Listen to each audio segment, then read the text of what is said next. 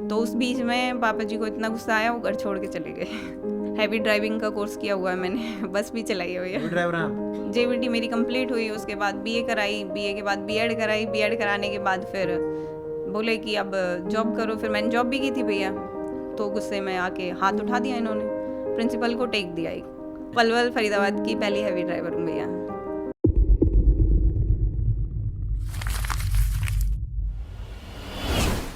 Hi, this is Ravindra Shivach और आप देखना स्टार्ट कर चुके हैं टैलेंटेड रितु इंसान, जिसमें हम अपने स्टूडेंट्स के इंटरव्यू शूट करते हैं। उसी कड़ी में एक और इंटरव्यू आज हम शूट करेंगे हमारे स्टूडेंट प्रीति मलिका, जो कि बिलोंग करते हैं पलवल से। पलवल से जी। प्रॉपर पलवल शहर से? हाँ जी भैया, प्रॉपर पलवल शहर से। तो क्या ऐसी चीज़ थी जो पलवल से आपको यहाँ पे खींच ले आई? मैम, रितु मैम, वो हमें यहाँ खींच लाई भैया। मतलब उनको देख के ऐसा लगा था कि जाना सीखना है तो उनसे ही सीखना है, अदरवाइज़ कहीं नहीं। सीखना ही क्यों आपको? पहले ये बताएं, सीखना ही क्यों था आपको सिलाई? कुछ तो भैया अपने पैसन के लिए, कि मैम जो ड्रेसअप मैम का होता है मुझे वो बहुत ही अच्छा लगता है। मतलब मैम जो आउटफिट्स डालती है ना, वो यूनिक होते हैं और सबसे अलग होते हैं, कोई वल्गरिटी भी नहीं होती उनमें, बहुत ही अच्छे एकदम। मतलब मुझे उन्हें देख के ऐसा लगा कि मतलब अगर मैम का एक देखें तो बहुत ही अच्छा लुक आता है निकल के, ड्रेसअप भी अच्छा होता है उनका, मतलब बहुत ही अच्छा स्टाइल है। तो लगभग कितने साल से आप मैम को फॉलो कर रहे हैं? मैम को तो मैं ज़्यादा टाइम से तो नहीं किया भैया फॉलो, अभी जस्ट मतलब 2-3 साल से। मैंने कोरोना टाइम के बाद से ही, कोरोना में भी मैम की कुछ वीडियोस देखी थी, लेकिन जैसे ही देखी तो उसके बाद मैं मैम को फॉलो करने लगी। कोरोना काल ऐसा था जिसमें हम फ्री थे, हमें मतलब बिल्कुल फ्री थे। उसमें ये था कि तुम्हारा जो शौक है वो देखो। उसमें मुझे टाइम था कि मैं अपना मतलब जो मेरी है रुचि जिस चीज़ में, घर वाले तो टीचिंग करते रहते थे, लेकिन मेरी टीचिंग में रुचि नहीं थी स्टार्टिंग से। मतलब उन्हें ये था कि मतलब पढ़ो। फैमिली प्रोफेशन है क्या आपका? हाँ जी, फैमिली प्रोफेशन है। मेरे इन लॉज दोनों टीचर हैं, पापा हिंदी टीचर हैं, मम्मी पीटीआई टीचर हैं। Government teacher? हाँ जी, गवर्नमेंट रिटायर हैं दोनों। हस्बैंड भी टीचर हैं मेरे, अब छोड़ रखी है उन्होंने। और मेरी जेठानी वो परमानेंट लग चुकी हैं, वो भी टीचर है? वो भी टीचर हैं, वो दिल्ली में परमानेंट टीचर हैं। खानदानी टीचर है। तो इसी वजह से भैया उन्हें लगता है कि पढ़ो पढ़ो, जॉब करो, पढ़ो जॉब करो, जॉब भी टीचिंग लाइन में ही करो, कोई और इंटरेस्ट नहीं होना चाहिए किसी का भी। अच्छा, मतलब एक दिमाग सा बन सा गया है, बन गया कि मतलब घोड़े के जैसे रेस वाला घोड़ा नहीं होता उसके हाँ जैसे? जी, बस करनी कि है तो प्रोफेशन टीचिंग करनी है, प्रोफेशन यही होना चाहिए हमारे घर में। और मेरा इंटरेस्ट ही स्टार्टिंग से अलग है भैया, मैं ब्यूटिशियन लाइन में जाना चाहती हूँ।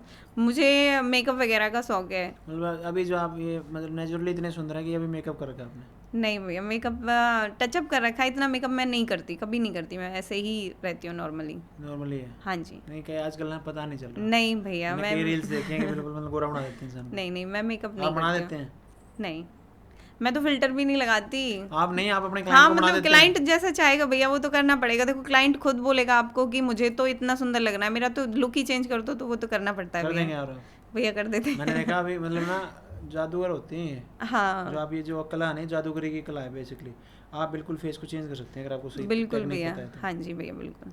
क्योंकि चाहते वो आते ही इसीलिए हैं भैया कि उन्हें चेंज चाहिए होता है। अगर मतलब खुद को इतना सुंदर, मैं खुद अपने आप को नहीं चाहती मैं चेंज होना चाहूँ, तो मैं क्यों जाऊँगी किसी के पास चेंज होने के लिए। मुझे नहीं कराना मेकअप, मैं खुद भी नहीं करती, मुझे आता है। लेकिन जब आते हैं कि भाई मुझे तो फोटो दिखाते हैं कि ये लेकिन लुक हमसे ये भी तो चाहिए, दीदी, ऐसा आपकी तरह गोरे सुंदर नहीं है ना।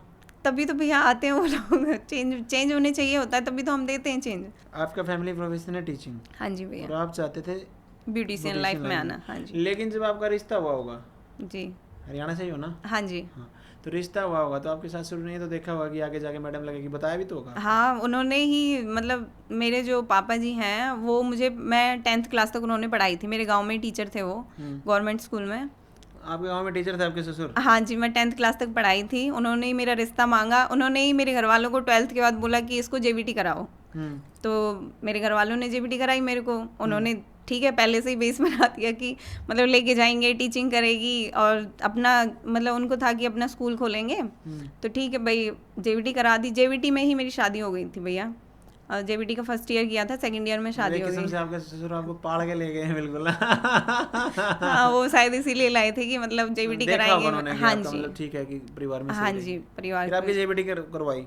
जेबीटी मेरी कंप्लीट हुई, उसके बाद बीए कराई, बीए के बाद बीएड कराई, बीएड कराने के बाद फिर बोले कि अब जॉब करो। फिर मैंने जॉब भी की थी भैया, प्राइवेट स्कूल में। हाँ जी, 5000 से स्टार्टिंग की है मैंने। तो उस टाइम में बच्चे भी छोटे थे, 2 बच्चे हैं मेरी, एक गुड़िया है, एक बेटा है। तो उनको छोड़ के जाना और फिर जॉब करके आना, घर का सारा वो 5000 रुपये में, मतलब ऐसे लगता था। कौन से ईयर की बात कर रहे हैं आप ये? मैं भैया ये मैंने 13 में शादी हुई थी मेरी, तो 3-4 साल। कितनी एज है आपकी? मेरी एज तो 32 है भैया। देखो ये होता है कमाल मेंटेनेंस करने का। 32 है भैया मेरी एज। लगती नहीं है दीदी कहीं से भी। 12 साल हो गए, मेरी कल एनिवर्सरी थी भैया। केक अच्छा। कटवाया था मैम से। एज नहीं लगती दीदी आपकी। नहीं भैया 32 है, छुपाने वाली कोई बात ही नहीं है। 11 साल का तो मेरा बेटा है भैया। 11 साल का? हाँ जी, और 9 साल की गुड़िया है जो भी मेरी। इनके नज़दीक रहते हैं वो देखें, इन्हीं से मेकअप करवाएं और इन्हीं की तरह रहना स्टार्ट करें, एज बिल्कुल कम दिखेगी। सही है दीदी। हाँ जी भैया। अच्छा तो मतलब फिर क्या हुआ? कुछ टाइम फिर मैंने पापा जी से बोला कि पापा जी नहीं, मतलब नहीं हो पाता था भैया मेंटेनेंस, ये कि बच्चों को भी रखो आके, फिर भागे भागे जाओ। और मेरी मम्मी स्टार्टिंग से ही रोहतक रहती हैं, मम्मी की जॉब रोहतक में थी। तो मम्मी क्या करती हैं आपकी? मम्मी अभी तो रिटायर हैं, जॉब करती थी उस टाइम पे, किस पीटीआई चीज़ में? टीचर अच्छा आपकी स्कूल मम्मी में। की सास? हाँ सास मेरी। तो घर पे मैं अकेली लेडीज़ थी, हस्बैंड भी जॉब करते थे, पापा जी रिटायर हो चुके थे उस टाइम पे।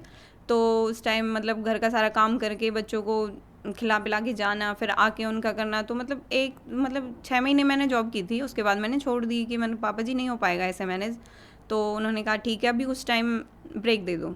ब्रेक दिया उस टाइम, फिर 6-7 महीने बाद उन्हें फिर लगा कि भाई ऐसे घर में नहीं बैठना चाहिए, पढ़े लिखे हो, जॉब करो। बच्चे भी स्कूल जाने लगे थे, मैंने कहा ठीक है फिर कर लिया जॉब।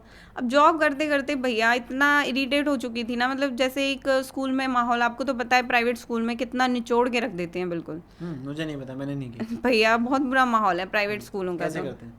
भैया अब इतना वर्कलोड तो बहुत ज़्यादा होता है। एक तो तुम, कितने लेक्चर दिलवाते हैं? कौन से बच्चों को पढ़ाते थे? मैं छोटे बच्चों को ही पढ़ाती थी भैया, छोटे 3rd बच्चों क्लास तक, थर्ड क्लास तक? 2nd 3rd और क्लास एक होती सबसे थी। बड़ी समस्या, उन बच्चों को पढ़ाना सबसे मुश्किल है। तो बहुत, और 30 या 40 बच्चे होते थे, एक ही टीचर होती थी, हम्म। सारे लेक्चर उसी को देने होते थे, सारे ऑल सब्जेक्ट्स लेके चलते थे।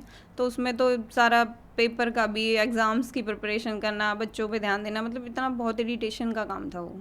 तो वो मैंने छोड़ दिया भैया। मैं छोड़ दिया। कम से कम 2 साल जॉब की मैंने, 2 साल के बाद मैंने छोड़ दिया। 2 साल में जब आपने जॉब की तो लास्ट पे क्या रही आपकी?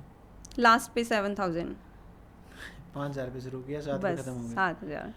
मतलब ऐसा नहीं है कि गवर्नमेंट टीचरों की तो अच्छी है, देखो जो हाँ पे गवर्नमेंट अच्छी है, टीचरों की तो अच्छी है भैया, लेकिन प्राइवेट टीचरों की जॉब में बिल्कुल बेकार है, स्कूलों में मतलब काफ़ी कम है। काफ़ी कम है, वर्कलोड भी बहुत ज़्यादा है भैया। और जो जाने माने टीचर हो करोड़ों में भी कमाते हैं, बिल्कुल, है ना? प्राइवेट स्कूल में भी कमाते हैं, प्राइवेट स्कूल में भी लाख लाख सैलरी है टीचर्स की। लेकिन वो ऐसे हैं जो केमिस्ट्री वगैरह फिजिक्स वगैरह पढ़ाते हैं। हाँ उनका सब्जेक्ट थोड़ा, सब्जेक्ट थोड़े हाँ अलग होते हैं। बायो वगैरह के जो टीचर होते हैं वो होते हैं। ओके। फिर जब आपने जॉब छोड़ी, हाँ जी, फिर क्या रीज़न दिया आपने? पूछा तो फिर भी गया होगा। बस छोड़ ही दी मैंने तो भैया, कोई रीज़न नहीं दिया। पापा जी कहते थे, मैंने कहा मेरे से नहीं होगी जॉब। तो बोलते क्या करेगी। उस टाइम मैंने मतलब शौक था लेकिन डर था, वो करने नहीं देते। मुझे पता था कि घर का माहौल कैसा है, उन्होंने बिल्कुल ही करनी है तो टीचिंग करनी है, वो माहौल शुरू से हमारे घर में था।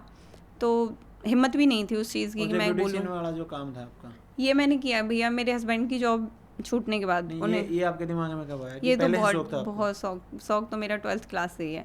घर वालों ने कहा, पापा जी ने रिकमेंडाइन किया, जब तो सर ही थे ये हमारे, तो इन्होंने बोला कि ये मतलब जेबीटी करा दो। मैंने बोला इससे अच्छा तो मुझे ब्यूटी का बुटीक कोर्स करा दो।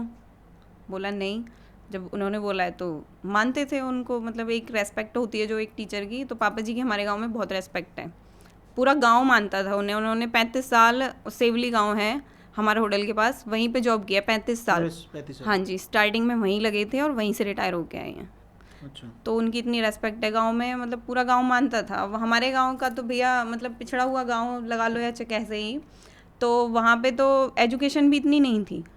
लड़कियों को अगर स्कूल में भेजते थे तो यही कह के भेजते थे, शास्त्री जी कह के बोलते हैं पापा जी को, कि शास्त्री जी हैं स्कूल में तब तक ही हम अपनी लड़कियों को पढ़ा रहे हैं। मतलब इतनी रेस्पेक्ट थी उनकी और लड़कियों के उसमें, तो मतलब तो उन्होंने बोला कि जेबीटी करा दो, तो ठीक है भाई, घर वालों ने करा दी जेबीटी। जबकि आपका कोई नहीं था? मेरा कोई इंटरेस्ट नहीं था इससे उसमें। हमें ये भी चीज़ सीखने को मिलती है, जो भी हमें देख पा रहे हैं अभी, कि जिस बच्चे का जिसमें इंटरेस्ट हो ना वो कराएंगे तो ठीक है, नहीं तो इवेंचुअली वो कभी ना कभी वहीं तक पहुंचेगा। हाँ जी भैया, क्योंकि उसके बिल्कुल। दिमाग में वो कीड़ा कूदता रहेगा, और ये बात मानेगा नहीं वो। शादी के बाद मेरे हस्बैंड को पता थी कि भाई इसका इंटरेस्ट है ही नहीं पढ़ाई में। ना तो मैं जॉब की तैयारी करती थी, ना मैं कोई टेस्ट की तैयारी करती थी, बस हाँ ठीक है पढ़ा रहे हो तो मैं पढ़ रही हूँ, ये था मेरा। तो उन्हें तो पता था, ये बोलते भी थे पहले कि तू कर ले, अपना कर ले, पर हिम्मत नहीं होती थी कि मतलब क्यों पापा जी गुस्सा करेंगे, नहीं करना, पापा नहीं मानेंगे। पापा नहीं मानेंगे। यही था, पापा नहीं मानेंगे। फिर एक टाइम ऐसा आया कि मतलब हस्बैंड के स्कूल में वो हुआ था, उनका प्रिंसिपल से झगड़ा हो गया, क्योंकि सोशल वर्कर थे भैया। और एक वो होता है ना, कोई कोई बंदा होता है जिसको गलत चीज़ बर्दाश्त नहीं होती, तो उन्हें नहीं होती थी। वो टाइम टाइम पे स्कूल जाते थे, टाइम पे आते थे, बच्चों को ओवर टाइम भी देते अच्छा, थे। वो भी टीचर मतलब? हाँ जी, वो जेबीटी प्राइमरी टीचर हैं वो भी। ओके। तो वो कुछ टीचर्स ऐसे थे कि नहीं आते थे, उनकी प्रेजेंट भी लगती थी तो मतलब वो करते हैं अपने, वो बोलते हैं ना पानी मार बोलते हैं। हाँ, तो वो उनमें से नहीं थे ना। उन्हें फिर ऑब्जेक्शन उठाना स्टार्ट कर दिया इन्होंने कि भाई टाइम पे भी आते हैं। ये भी कोरोना के टाइम की बात है, उस टाइम कोरोना काल चला हुआ था, तो पूरा लॉकडाउन लगा हुआ था। टीचर्स की तभी भी ड्यूटी लगी हुई थी उस टाइम पे। जाते थे, परेशान होके बंदा जाए और फिर स्कूल में जाके मिले कि जो नहीं आए उनकी भी प्रेजेंट लगी हुई है। और लेट भी पहुंच जाते थे ना ये, तो शायद 1-2 बार एब्सेंट भी लग चुकी थी इनकी। इनको टारगेट किया जा रहा था बेसिकली। हाँ, मतलब जो परमानेंट टीचर्स हैं उनके द्वारा टारगेट किया जा रहा था। तो भाई ठीक है, अब कुछ टाइम ये चीज़ चली तो बहुत ओवर हो गया था वो चीज़। एक बार प्रिंसिपल से कुछ बहस हुई इनकी, तो बहस के होते होते उन्होंने, प्रिंसिपल ने शायद फ़ोन में हाथ मार दिया या क्या, तो गुस्से में आके हाथ उठा दिया इन्होंने, प्रिंसिपल को टेक दिया एक। और उसी बात पे वहाँ से मेमो मिलने स्टार्ट हो गए। मेमो का रिप्लाई नहीं दिया इन्होंने, फिर उसके बाद जी टर्मिनेट हो गए। जाना ही बंद कर दिया उसके बाद? हाँ, जाना क्यों बंद किया फिर उन्होंने? बंद ही कर दिया, कह रहा मेरे इंटरेस्ट ही नहीं है, मुझे करनी ही नहीं है ऐसी जॉब जहाँ पे मतलब एक रेस्पेक्टेड जॉब टीचर की ही मानी जाती है। जब वहाँ ही कोई सिस्टम नहीं है तो मैं क्यों जॉब करूँ? मतलब उन्होंने मन बना लिया कि मुझे जॉब करनी ही नहीं है। उसके बाद मुझे भी बोल दिया कि टीचिंग लाइन से मन हटा ले, ना स्कूल खोलेंगे, ना तुझे टीचिंग करनी है, ना मुझे करनी है, चाहे कुछ भी कर ले। उसके बाद से बोला कि अब तू अपना कर। उसके बाद फिर आपको फ्रीडम फिर मिली? मुझे फ्रीडम मिली, फिर मैंने करना स्टार्ट किया था भैया। फिर आपने ब्यूटिशियन का काम करना स्टार्ट किया? फिर मैंने ब्यूटिशियन का स्टार्ट किया। फिर पापा जी को गुस्सा आया कि भाई ये तो कोई लाइन नहीं है, ये नहीं कर रहा तो तू जॉब कर ले, कुछ तू करेगी। अब पापा जी तो अब रिटायर हैं, तो उनकी सैलरी अच्छी थी, अभी भी 45 अब मिलती है। तो कि मैं हूँ तो तुम्हें क्या टेंशन है, अगर इसको जॉब नहीं करनी तो तू कर ले, तू प्राइवेट कर ले, बाकी खर्चा मैं उठाऊंगा। मैंने कहा पापा जी आप कब तक उठाएंगे, कभी तो ये स्टैंड तो कभी ना कभी तो लेना पड़ेगा हमें, आज नहीं तो कल जॉब उन्हें नहीं करनी, और जॉब में इंटरेस्ट मेरा भी नहीं है कि मैं प्राइवेट करूं। गवर्नमेंट की मतलब ये लगा लो, एक तो तैयारी हो नहीं पाती थी, दूसरा मेरा इंटरेस्ट नहीं था भैया कि मैं उसके लिए तैयारी करूँ। तो ये चलते चलते कम से कम 1.5 साल ऐसे ही चलता रहा। मैंने धीरे धीरे अपना शौक करना स्टार्ट किया। मैंने पहले ब्यूटिशियन का किया, फिर मैंने मेहंदी का, नेल्स का। तो उस बीच में पापा जी को इतना गुस्सा आया, वो घर छोड़ के चले गए। घर छोड़ के चले गए? हाँ जी, मतलब वो यहाँ हमारा अपना मकान है मोखरा में। ये मोखरा जो हाँ, रोहतक में है? रोहतक में। तो यहाँ आ गए वो, हमें छोड़ गए कि भाई मुझे नहीं रहना, तुम मानते ही नहीं हो मेरी। तो क्योंकि उन्हें लगा कि मेरे से ऊपर होके ये कुछ करने लगे हैं, मतलब डिफरेंस हो गया सोच में। डिफरेंस हो गया उनकी सोच में। कि अब फिर उन्हें बात बात पे लगता था कि सैलून का काम करती है, किसी के बाल धोती है, किसी के पैरों के नेल पेंट लगाती है, हटाती है, तो ये मतलब एक रेस्पेक्टेड चीज़ नहीं थी उनके लिए। उन्हें लगा मेरी मेरी बेइज्जती करवा रही ये तो जाट ऊपर से मलिक कुछ भी लगा लो भैया, मतलब उन्हें नहीं था ये चीज़ पसंद, तो वो आ गए थे हमें छोड़ के। उसके बाद मेरे हस्बैंड बोले कि अब तो चलो, अब पापा जी को हम लेके आएंगे तब हम कुछ बन जाएंगे, अब बस इसी लाइन पे काम करना है। या तो उन्होंने बोला मेरे से, या तो फिर पहले बच्चों का फ्यूचर बना लो या अपना बना लो, या तो मैं बनाऊंगा अपना, क्योंकि हम दोनों में से तो कंडीशन ऐसी थी, एक ही घर से निकल पाएगा। अगर मैं निकली हूँ तो घर में उनको बच्चों के साथ रहना ही पड़ेगा, और अगर वो निकलेंगे तो मुझे रहना पड़ेगा। तो उन्होंने कहा कि भाई मेरा तो अभी इंटरेस्ट नहीं है। उस टाइम उनकी मेंटली कंडीशन भी थोड़ी ऐसी हो गई थी कि मतलब हाँ, वो कुछ करना ही नहीं चाहते थे। तो मैंने कहा चलो ठीक है, आप नहीं करना चाहते तो मैं करती हूँ। उस बीच फिर मैंने धीरे धीरे अपना काम स्टार्ट किया भैया। अब 2 साल पहले ही मैंने अपना ब्यूटिशियन का और ये सब कंप्लीट करके फाइनल हो चुका है मेरा। अब मेरा ये था, मतलब काम करते हैं आप? हाँ, फ्रीलांसर काम करती हूँ भैया। फ्रीलांसर का तो मतलब ऐसा हुआ कि कोई घर पे बुला रहा है तो वहाँ हाँ जी, कोई घर पे बुला रहा है, कोई सैलून पे बुला रहा है, तो ऐसे ही मैं सर्विस देती हूँ। कोई क्लाइंट आ गया, उस हाँ जी, वर्कर नहीं है, आपको बुला लिया। हाँ जी भैया। या किसी को घर पे ही मान के चलो मेकअप वगैरह करना है। शादी के टाइम पे ज़्यादा काम रहता है? हाँ जी भैया, शादी के टाइम पे। और जैसे कि मतलब कुछ क्लाइंट्स ऐसे हैं जो रेगुलर हैं, उनका तो मंथली भी होता है, जैसे फेशियल। आप पलवल में रहते हैं कि बाहर भी जाते हैं फ्रीलांसिंग करने? पलवल में तो करती हूँ भैया, और आसपास के गांव में भी, जैसे भिवानी के आसपास कोई गांव होगा, ऐसे हमारे पलवल के आसपास गांव होते हैं जो। तो वहाँ पे कैसे जाते हैं? स्कूटी से? मेरे हस्बैंड ने इतना इंडिपेंडेंट बना दिया है मेरे को, स्कूटी, गाड़ी, बाइक सब कुछ सिखा दिया है भैया उन्होंने मेरे को। आती है आपको? हाँ जी भैया, हैवी ड्राइविंग का कोर्स किया हुआ है मैंने। बस भी चलाई है भैया। ड्राइवर हैं आप? हाँ जी, सही में? पलवल फरीदाबाद की पहली हैवी ड्राइवर हूँ भैया। क्या बात। इसको बोलते अभी हैं, रिसेंटली आने से पहले ही उन्होंने ये कराया मेरे इसको को। बोलते हैं महिला उत्थान करना। हाँ जी भैया, तो पहले ही आप वहाँ की, पहली हूँ भैया। और चला ली बस आपने? सही। 1 महीने बस चलाई है भैया मैंने। कैसा लगा बस चलाने? बहुत ही बढ़िया है, मतलब जो कॉन्फिडेंस अप हुआ ना मेरा बस चलाने से, वो मुझे ही बताया कि मतलब अब मुझे ऐसा लगता है कि हाँ भाई ठीक है, कुछ तो मैंने अपनी लाइफ में अचीव किया है। ये अभी लाइसेंस होने के मैंने बाद हालांकि मना किया था, मैंने कहा मुझे नहीं करनी, क्योंकि जहाँ मेरे पापा जी जो स्कूटी चलाने पे भी ऑब्जेक्शन उठाते थे, अब मैं बस चलाऊंगी तो कैसा लगेगा। उस टाइम हमने किसी को नहीं पता चलने दिया। मेरे हस्बैंड ने कहा कि अभी किसी को कुछ बताने की ज़रूरत नहीं तो है। जो अभी आप ये बता रहे हो, 7वां क्लास होने का अब तो पापा जी को बता दिया था, कोर्स होने के बाद ही रिसेंटली सबको बता दिया था कि भाई हो चुका है। ओके। नहीं, मुझे आप ये बताओ, मैंने ऐसा सुना है कि मतलब जो हैवी लाइसेंस जिसके पास होता है उसका जी। कुछ एक्सीडेंट वगैरह हो जाए तो जमानत तुरंत होती है, कुछ ऐसा होता है क्या? हाँ, ऐसा सुना होता आपने है, वहाँ पे? होता है भैया। हाँ, क्योंकि अब उनको मतलब केस वेस चलता रहता है, केस तो चलता है उन पे भी, पर लेकिन छूट जाते हैं वो। लेकिन छूट जाते हैं। कितने दिन में बन जाता है हैवी लाइसेंस? भैया मैंने तो 35 डेज़ की ट्रेनिंग दी थी, ट्रेनिंग के बाद भी 1 डेढ़ महीने बाद आ गया था बन के। सही है। उसके लिए तो फिर मेरे को जॉब भी ऑफ़र हुआ था कि भाई जॉब कर सकते हो, गवर्नमेंट जॉब भी अप्लाई कर सकते हो, लेकिन हाँ। मुझे नहीं करनी थी। जो आपको वो करनी थी, अपने शौक के लिए था कि मतलब करना था, कुछ अलग करना था, करके तो दिखाना था। हाँ जी बस। ओके। और कुछ उनका शौक था कि तुझे सबसे अलग हटके कुछ करके दिखाना है, मतलब कहते हैं ना, वो बहुत सपोर्टिव है मेरे लिए। आज मैं जिस लेवल पे हूँ ना भैया, उनकी वजह से हूँ। आपके हस्बैंड की वजह से हाँ काफ़ी जी बिल्कुल, सपोर्ट किया आपको। बहुत। ओके। तो अभी जब आप यहाँ पे सिलाई भी सीखने आए तो अभी जी। बच्चों को वही संभाल रहे हैं? वही। खाना खुना सब आता है हाँ बनाना जी, होगा? मेरा बेटा तो गुरुकुल में डाला हुआ है हमने, 2 साल हो गए उसको। अब छुट्टी आया था वो, अब मेरे साथ ही है यहीं पे सेंटर में। और मेरी बेटी स्कूल जाती है, 5th क्लास में है। अभी आप मुझे एक चीज़ का जवाब दें, अगर बताना आप उचित समझे तो बताइए। जी।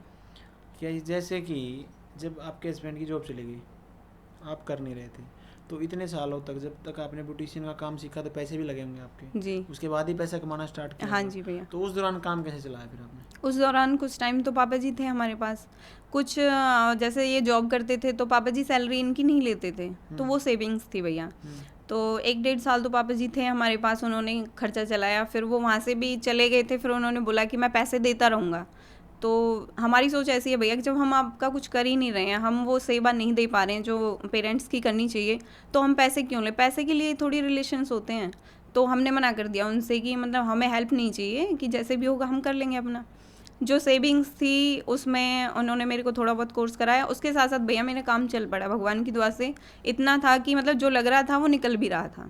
अच्छा। हाँ जी। ये आने से पहले आप ब्यूटिशियन का काम कर रहे थे, जी। उसमें आप मंथली ऑन एन एवरेज, तो क्योंकि फ्रीलांसिंग में होती नहीं कभी, क्योंकि फिक्स नहीं होता, फिक्स लेकिन कुछ नहीं होता। मतलब एवरेज से कितने पैसे कमा लेते थे आप? भैया ये लगा लो मतलब मंथली 30-35 हज़ार रुपये हो जाता था मेरा। प्राइवेट स्कूल में पढ़ाने से तो अच्छा ही है। अच्छा, बहुत अच्छा। मतलब एक फिर एक दिन आपको का भी अगर निकालें तो किसी दिन 7 हज़ार, किसी दिन 8 हज़ार, किसी दिन तो 10-10 हज़ार भी हुआ है।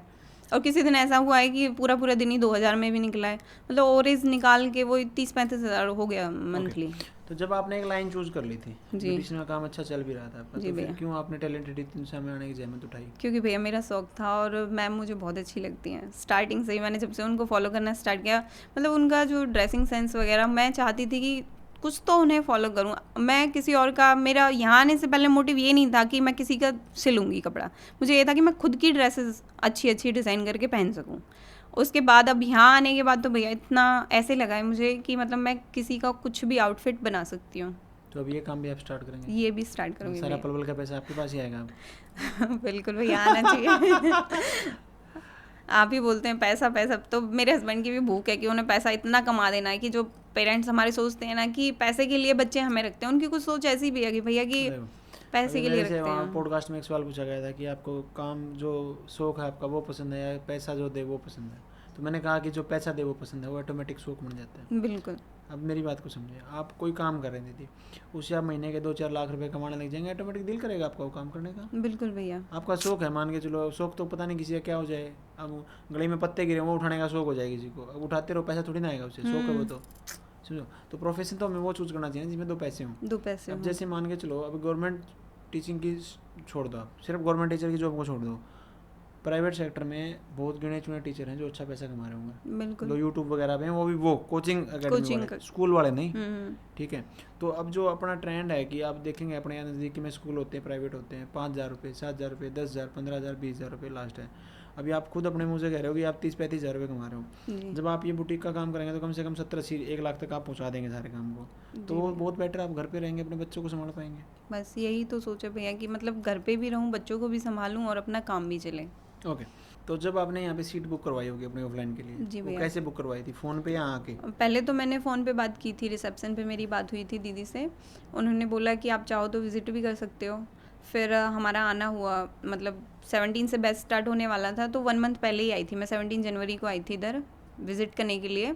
मैं, मेरे हस्बैंड और मेरी गुड़िया, हम तीनों आए थे। विज़िट करके गए हैं हम, पूरा एरिया देखा था, सेंटर पीजी भी देखा था, क्योंकि इतनी दूर से अप डाउन तो होगा नहीं, तो पीजी में रहना था मैंने। वो देखा, प्रैक्टिस एरिया देखा, सारा कुछ देख के दीदी से बात हुई थी। उन्होंने ऐसा, मतलब जो बात हमारी हुई थी, बहुत अच्छा लगा उनसे बात करके। तो तभी मेरे हस्बैंड ने पीजी की भी बुकिंग करा दी थी और इसकी भी, कोर्स के लिए भी। कोर्स की बुकिंग करवा दी। हाँ जी। तो जब आप पहली बार आए, जब आपकी क्लास थी, उससे पहले सिलाई के बारे में जानते थे कुछ आप?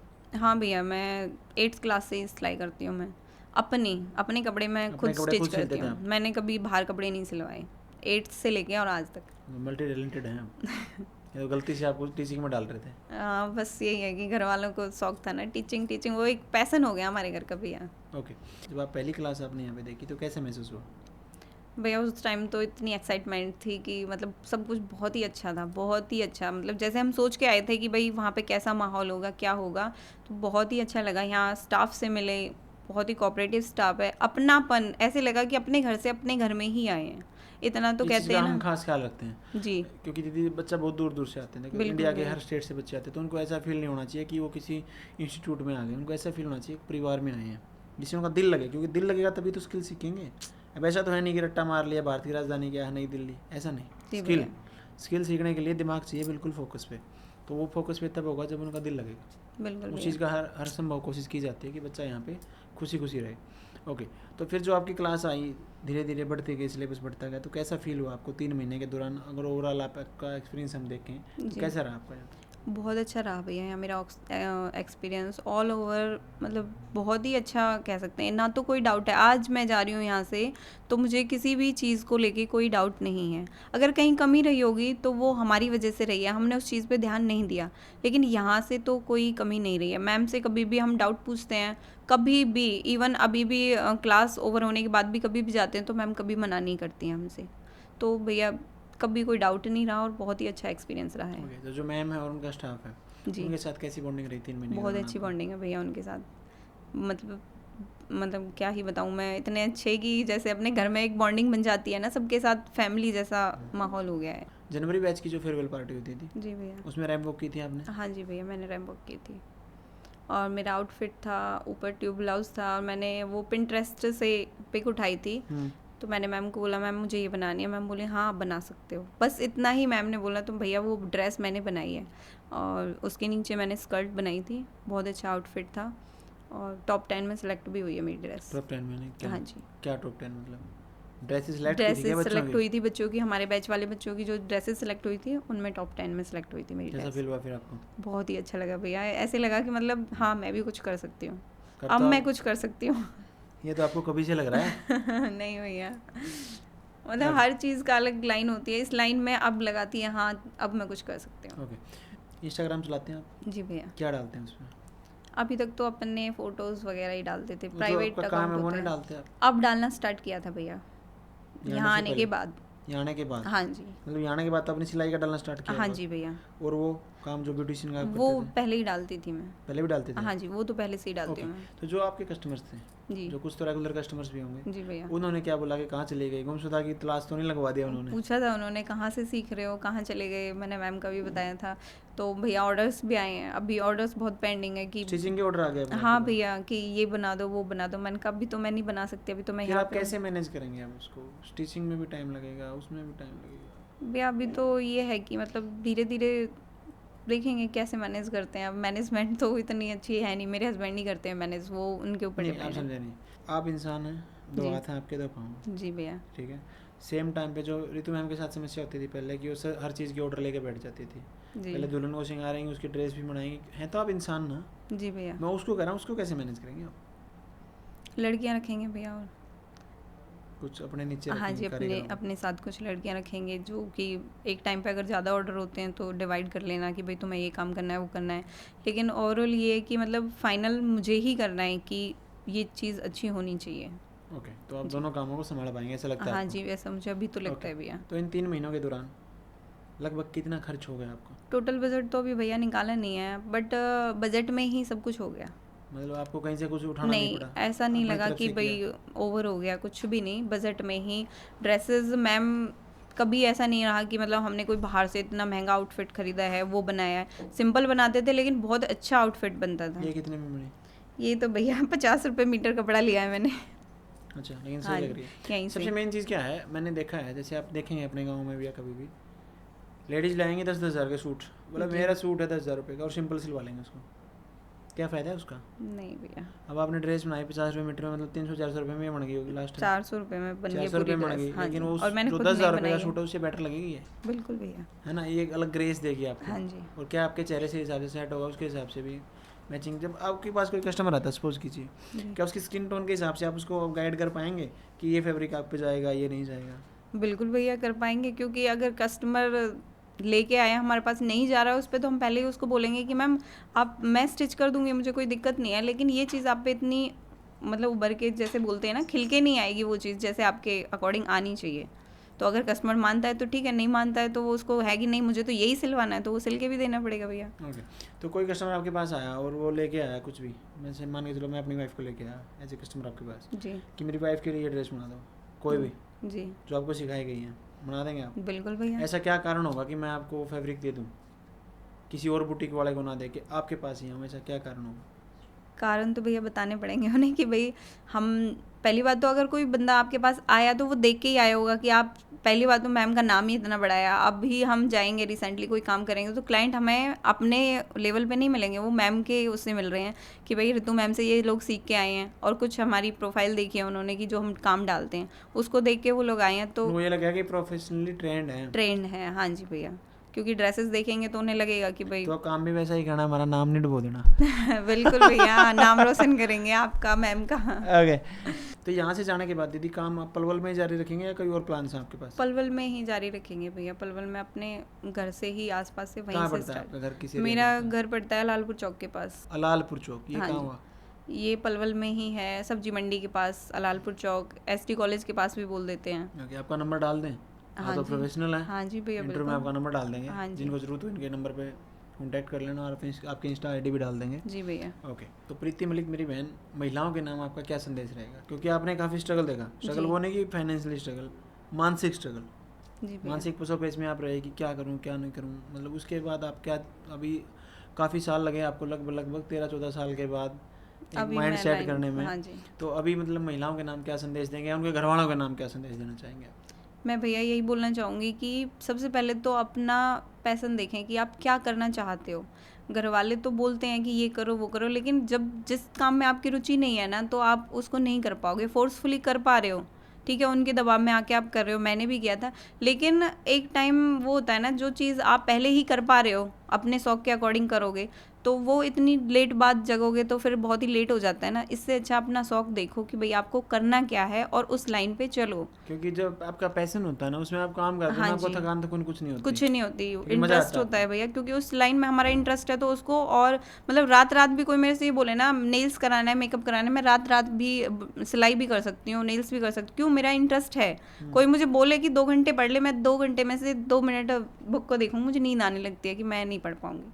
तो इंटरेस्ट है तभी तो उस चीज़ को कर रहे हैं। तो मैं सबको यही बोलूँगी कि अपने इंटरेस्ट के अकॉर्डिंग ही काम करो, मेहनत करो इंटरेस्ट के अकॉर्डिंग। अपना पहले ये देखो कि तुम्हें किस लाइन में जाना है, अपना शौक निकालो पहले कि भाई हाँ मुझे ये करना है तो करना ही है। मतलब समाज के और परिवार के दबाव में आगे ना करें, पर हाँ बिल्कुल ना क्योंकि आप करें। ज़्यादा लंबे टाइम और तक कर नहीं परिवार वालों पाएंगे। को भी मैं बोलूँगी कि भाई बच्चों को समझें, उन्हें मत इतना फोर्स करें कि नहीं यही करना है। ज़रूरी नहीं आप डॉक्टर हो तो आपके बच्चे भी डॉक्टर ही बने। बिल्कुल। एक समस्या सबसे बड़ी ये क्या है दीदी, कि ना जो अपने पेरेंट्स हैं, या जब आपा हो सकता है, जब आप अभी पेरेंट्स हो जाए और अपने बच्चे बड़े हो जी। जाएं, तो ना एज गैप हो जाता है काफ़ी, जी भैया। और हम सोचते हैं कि जैसे जो इनका बच्चे हैं ना, इनका सोचने का तरीका हो सकता है सही ना हो, जो ज़िंदगी हमने दी है हम सोचते हैं अपने हिसाब से। जब मैं आपको कोई बिल्कुल। सलाह दूंगा, जो ज़िंदगी मैंने जी है उसके हिसाब से दूंगा, आप अभी जो सलाह दे पा रहे हैं वो अपने सर्कमस्टांसिस के हिसाब से आप दे पा रहे हैं, ठीक जी। है। तो सबसे बड़ी समस्या ये है कि एज जो गैप है ना, उसके कारण सारी गड़बड़ होती है। तो पेरेंट्स को ये समझना चाहिए कि जो बच्चा कह रहा है तो वो हो सकता है सही हो, है बिल्कुल। ना। अब एक ही चीज़ में आप कैसे डाल सकते हैं। पेरेंट्स सही हैं अपनी जगह पे, उनकी लाइफ सिक्योर चल रही है, वो ठीक है। वो चाहते, कोई पेरेंट्स नहीं चाहता कि भाई हमारे बच्चे बर्बाद हों, ये बेरोजगार घूमें। हमारे पेरेंट्स यही चाहते हैं कि ये इंडिपेंडेंट हो जाएं। उन्हें सिर्फ एक ही लाइन दिख रही है, लेकिन वो ये नहीं देखते कि बच्चा अपनी लाइन में जाके इंडिपेंडेंट हो सकता है, तुम उनको सपोर्ट करो। मेंटली सपोर्ट बहुत होता है भैया, पैसों का सपोर्ट तो देखो बाद में, पहले तुम मेंटली स्ट्रांग बनोगे, अपने बच्चों को बनाओगे, तभी तो वो आगे कुछ काम कर पाएगा। एक एजुकेशन सिस्टम भी काफ़ी फला है अपने एजुकेशन सिस्टम में कि मतलब आप आना ज़िंदगी जीना नहीं सिखा रहे हैं। बिल्कुल। कैसे आप लोगों से डील करेंगे, कैसे आप मार्केट में कम्पीट करेंगे, नहीं। सिंपली आप बीए करी, एमए करी, ये किया वो किया, और वो डिग्रियों को दीवारों पे टांग दो, और आप उसको बोलो बच्चे को जाके मार्केट में 10,000 रुपये की जॉब करके दिखा। कुछ जॉब नहीं कर सकता जिसमें उसकी मतलब एक्सपर्टीज हो कि मैं इस काम में एक्सपर्ट हूँ, नहीं, कुछ भी नहीं। सिंपल आप डिग्री पे डिग्री इकट्ठी कर रहे हैं। मतलब एक बीटेक करने वाला भी हरियाणा पुलिस में फार्म भर रहा है, एक एमटेक करके भी कुछ और एमएससी करके, पता नहीं कितनी अच्छी अच्छी डिग्रियां करके बच्चे डी ग्रुप के फार्म भर रहे हैं, एक पता ये नहीं क्या क्या कर मरण, रहे हैं। एक ये भी तो मरण हो जाता है भैया कि हम नहीं लगे इतने पढ़े लिखे होके, हमारा पड़ोसी का लड़का लग गया। तो ये ज्यादा हो जाता है कि हाँ, उसको इस बारे देखो में तुमसे पीछे इस ये बारे किया में था। मैं एक बात और करेंगे। बेसिकली इंटरव्यू का टॉपिक भी मैं ये रखने वाला था, अब तो इंटरव्यू खत्म होने को आया। जो माँ बाप अपने बच्चों का कंपैरिजन करते हैं ना, उससे गंदी पेरेंटिंग कोई नहीं है। जी। चाहे वो ये सोच के करते हो कि मेरे बच्चे को मैं समझा दूं हाँ दूसरे जी। का नाम लेके, और इसको कंपेयर करके कि देख फलाना क्या कर रहा है। मैं कह रहा हूँ उससे गंदी पेरेंटिंग मैं नहीं मानता। आप बड़े बड़े शोध पढ़ेंगे, बड़ी बड़ी यूनिवर्सिटीज़ में शोध किए गए हैं। अगर बच्चे के दिमाग में आप कंपैरिजन डाल रहे हो ना, तो आप उसको डीमोटिवेट कर रहे हो खुद के बच्चे जी। को। और डीमोटिवेटेड बच्चा क्या करेगा अपनी क्या लाइफ में, करेगा? ये बताओ। आप ये उसको ये समझाओ बेटा कि आपका कंपटीशन कोई नहीं है, आप खुद से ही कंपटीशन है अपना। जी। अपने को बेटर करना है। अब मान के चलो हम पॉडकास्ट कर रहे हैं, सपोज करते हैं हम अपना काम कर रहे हैं, ठीक है। अब हम कल को देखेंगे हमारे पॉडकास्ट पे तो 1000 व्यू आते हैं, 2000 5000 आते हैं, लोगों के पे 10 लाख आते हैं। अरे लोगों को अपने महल हैं, अपनी झोपड़ियों क्यों चलाएंगे। हम देखेंगे कि हम बेटर कैसे करें। बेटर कैसे करें। हम सिलाई सिखा रहे हैं तो हम और बेटर सिलाई कैसे सिखाएं, कैसे हम बच्चों के भविष्य को और आगे बढ़ाएं, महिलाओं के उत्थान में और ज़्यादा काम करें। अब ये थोड़ी ना कि हम देखें बिल गेट्स फाउंडेशन इतना अच्छा काम कर रहा है, अरे उनका काम है, वो हमारा काम हम कर रहे हैं। तो जो कंपैरिजन लोग करते हैं ना, सबसे गंदा वर्ड सबसे है गंदा। कंपैरिजन। हमें नहीं करना चाहिए, हमें नहीं फंसना चाहिए इस चीज़ में। जी। और जो माँ बाप अपने बच्चों का कंपैरिजन करते हैं, उनके मुंह पे करते हैं ना, वो ये मानते होंगे कि मैं तो बड़ा महान हूँ। भैया सभी महान होते हैं, जिसका तुक्का लग जाए ना वो महान ही होता है। जिसका तुक्का नहीं लगा ना, अब कोई यहाँ मूर्ख कोई नहीं होता ना। आप मूर्ख है ना मैं मूर्ख हूँ। जिसका तुक्का लग गया तो सफल हो गया, उसकी लोग दलील देंगे उसकी वो सफल हो गया। अरे जिसने मेहनत तो सभी करते हैं।